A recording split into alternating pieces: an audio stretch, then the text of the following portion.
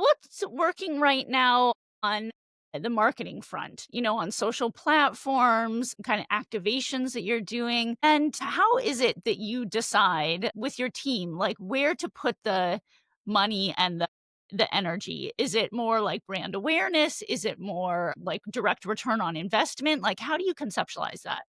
Well, it's an interesting question because we've just come off with our 2026 pre-budget planning for next year. So we had all of our executive team from around the world come into Paris, and we were asking those questions.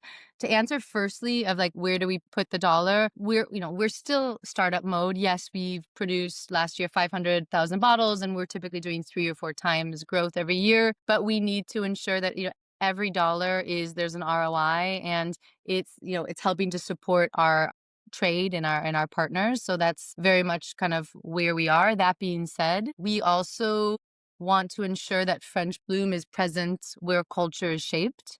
What I mean is, partnerships. So having French Bloom, for example, be present at the Coachella Arts and Music Festival these last 3 years, having French Bloom, be the partner of the James Beard Awards or the Michelin Guide, and now actually Formula One. We're really happy to announce that French Bloom's been selected as the first ever non-alcoholic sparkling wine for the next 10 years for the F1. So for that, of course, let's take F1. There, the immediate value is awareness. It's not just getting, the product to the thousands of consumers who can discover French Bloom at the Grand Prix themselves, but it's about leveraging the brand equity of the Formula One, which in my mind aligns perfectly with French Bloom. We have so many shared values such as innovation, such as craftsmanship, but also such as performance.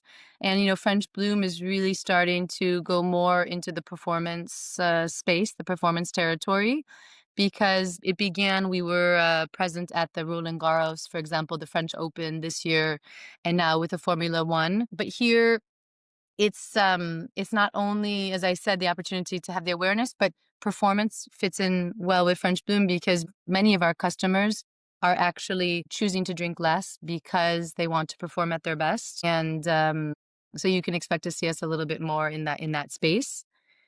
And I'd say lastly, these type of partnerships are also great kind of evergreen content generation in the sense that, we can, Formula One, you have 26 Grand Prix and you should have a couple more next year.